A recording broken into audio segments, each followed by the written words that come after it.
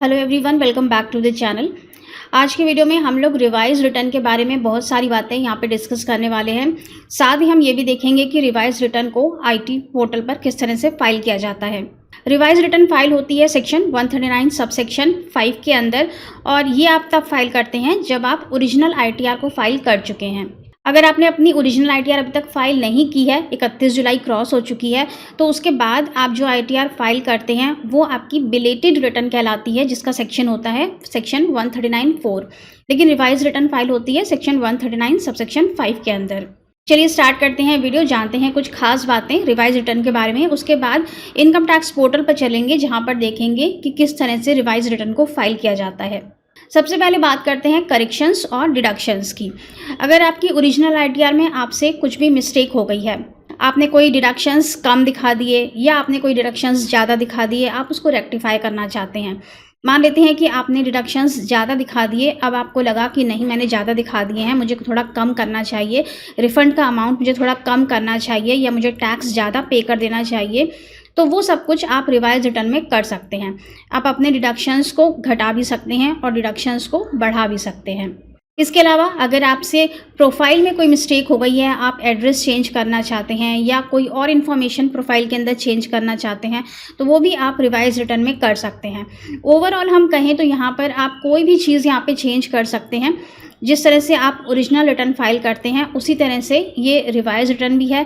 इसमें आप कुछ भी इन्फॉर्मेशन चेंज कर सकते हैं, कोई भी इन्फॉर्मेशन घटा बढ़ा सकते हैं, यहाँ तक कि आप आईटीआर फॉर्म को भी इंटरचेंज कर सकते हैं। मान लेते हैं कि पहले आपने आईटीआर 1 फाइल किया था, लेकिन फिर आपको लगा कि आपकी बिजनेस रिसीट्स आ रही हैं तो आपको आईटीआर 4 फाइल करना है, तो आप आईटीआर 1 आपने ओरिजिनल फाइल किया है तो आप आईटीआर 4 रिवाइज कर सकते हैं। तो ये बात हो गई करेक्शंस और डिडक्शंस की, कि आप जो भी चाहें इसमें करेक्ट कर सकते हैं और जो भी चाहें आप इसमें घटा बढ़ा भी सकते हैं।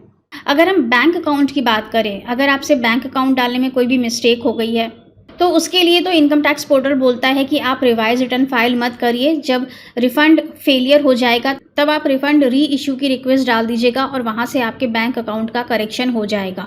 लेकिन हम एज अ प्रोफेशनल और एक्सपीरियंस बेस पर ये कह सकते हैं कि अगर आपसे बैंक अकाउंट डालने में कोई भी मिस्टेक हो जाती है, तो अगर आपकी आईटीआर अभी तक प्रोसेसिंग में नहीं गई है, तो आप रिवाइज रिटर्न फाइल कर दीजिए और उसमें बैंक अकाउंट की डिटेल्स को चेंज कर दीजिए। क्योंकि जो रिफंड री इशू रिक्वेस्ट का जो प्रोसेस है वो काफ़ी लंबा होता है। जब आपका रिफ़ंड फेलियर होगा तब आप रिक्वेस्ट रेज़ करेंगे, उसके बाद भी पता नहीं कितने दिन लगेंगे कि आपकी रिक्वेस्ट को एक्सेप्ट किया जाएगा।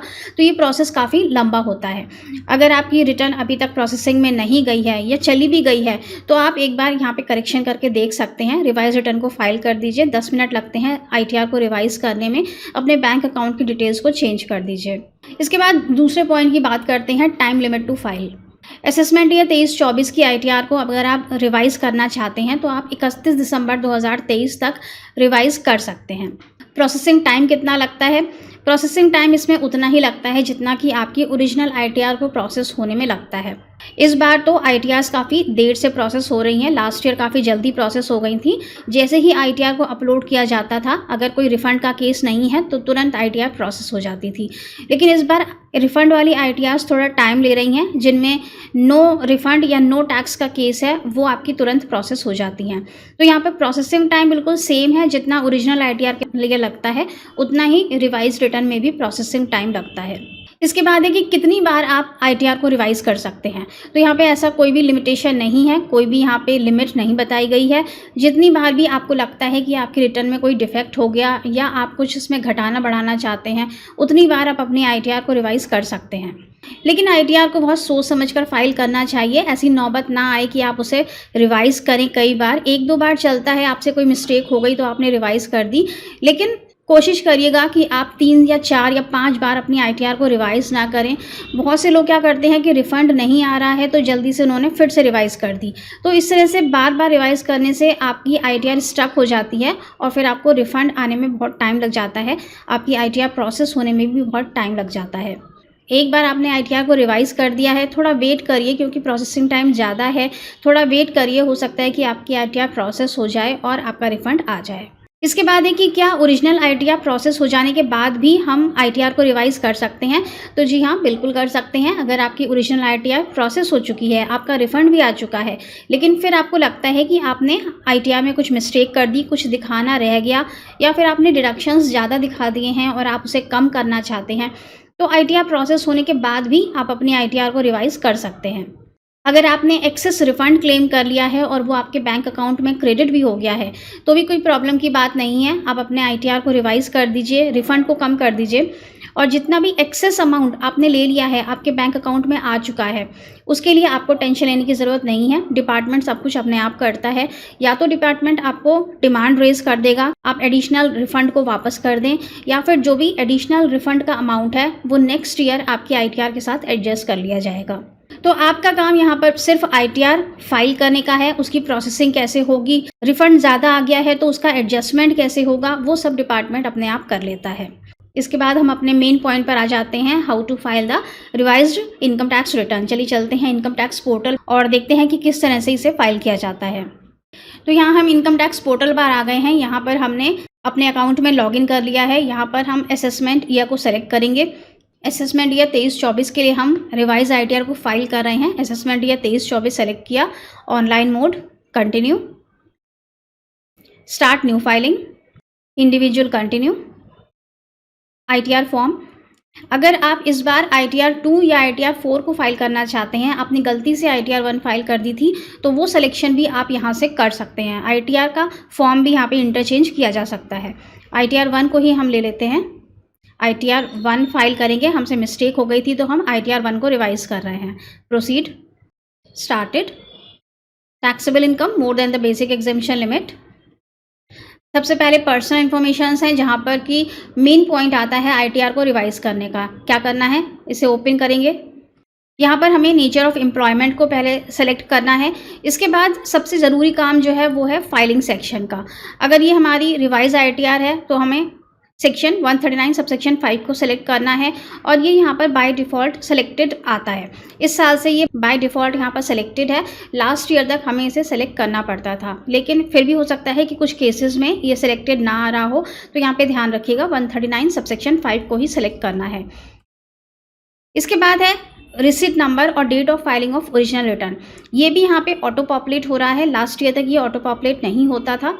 आपकी जो भी आपने ओरिजिनल रिटर्न फाइल की थी उसका एक्नॉलेजमेंट रिसिट नंबर ये यहाँ पे सिलेक्टेड है और ये date of filing original return ये भी यहाँ पे ऑटो पॉपुलेट हो रहा है। यहाँ पर एडिट का ऑप्शन आपको दिया गया है। हो सकता है कि कुछ केसेस में ये यहाँ पे गलत आ जाए, तो आपको एडिट का ऑप्शन यहाँ पे दिया गया है। अगर ये यहाँ पे गलत ऑटो पॉपुलेट हो रहा है तो आप इसे चेंज कर सकते हैं। इसके बाद है न्यू रिजीम का ऑप्शन। अगर आप चेंज करना चाहते, अगर आप सैलरीड एम्प्लॉई हैं और आप चेंज करना चाहते हैं, आप ओल्ड से न्यू में स्विच करना चाहते हैं या आप न्यू से ओल्ड में स्विच करना चाहते हैं, तो वो भी पॉसिबल है। आप रिवाइज रिटर्न में वो भी कर सकते हैं। आप न्यू रिजीम में जा सकते हैं या आप न्यू रिजीम को छोड़कर आप ओल्ड रिजीम में भी आ सकते हैं। बैंक डिटेल्स में आपको एक बैंक को सिलेक्ट करना है जो कि वैलिडेटेड होना चाहिए, कंफर्म कर देंगे। इसके बाद है gross total income. Gross total income में आपको सैलरी हेड मिलेगा, इनकम फ्रॉम हाउस प्रॉपर्टी मिलेगा, इनकम फ्रॉम अदर सोर्सेज है, एग्जेम्प्ट इनकम है। तो यहाँ पर आपको करेक्टेड फिगर्स देनी है। रिटर्न आपकी बिल्कुल वैसे ही फाइल होगी जैसे आपने ओरिजिनल फाइल की थी, लेकिन यहाँ पर आपको चेंज्ड अमाउंट को देना है। जैसे कि मान लेते हैं कि पहले आपने सैलरी दिखाई थी 9 लाख की, लेकिन बाद में आपको पता चला कि आपकी सैलरी 10 लाख की है, तो यहाँ पर आप 10 लाख की फिगर को देंगे। इसी तरह से डिडक्शंस की बात करते हैं। अगर मान लेते हैं कि पहले आपने 80C में पूरा 1.5 लाख रुपए क्लेम किया था, लेकिन फिर आपको लगा कि आपने 1.5 लाख रुपए ज़्यादा क्लेम कर लिए हैं, आपके एक्चुअल डिडक्शंस तो 50,000 के ही हैं, तो यहाँ पर आप डिडक्शंस में करेक्टेड फिगर 50,000 रुपये देंगे। सारे कॉलम्स को आपको यहाँ पे कंफर्म करना है। Gross total income, deductions, tax paid, tax liability, और इसी तरह से टैक्सेस पेड में भी अगर मान लेते हैं कि आपका 26AS अपडेट हो गया है, ज़्यादा टैक्स रिफ्लेक्ट होने लगा है, तो टैक्सेस के शेड्यूल को भी आपको 26AS के हिसाब से ही चेंज कर लेना है और चेंज वाले शेड्यूल को ही आप यहाँ पर फाइल करेंगे।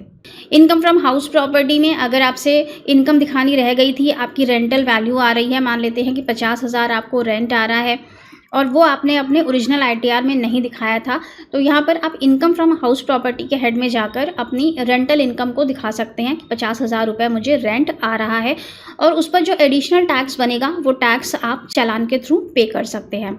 तो इस तरह से ये रिवाइज रिटर्न फाइल की जाती है। तो आई होप कि यहाँ पर हमने काफ़ी कुछ डिस्कस कर लिया रिवाइज रिटर्न के बारे में। फिर भी कोई अगर कमेंट हो तो आप हमसे नीचे कमेंट बॉक्स में पूछ सकते हैं, और अगर हमारी पेड सर्विसेज चाहते हैं तो नीचे डिस्क्रिप्शन बॉक्स में हमारा व्हाट्सअप नंबर भी मिल जाएगा, साथ ही हमारी ईमेल आईडी भी मिल जाएगी, आप हमें कॉन्टैक्ट कर सकते हैं। Thank you so much for watching this video. Stay safe and healthy. Bye bye.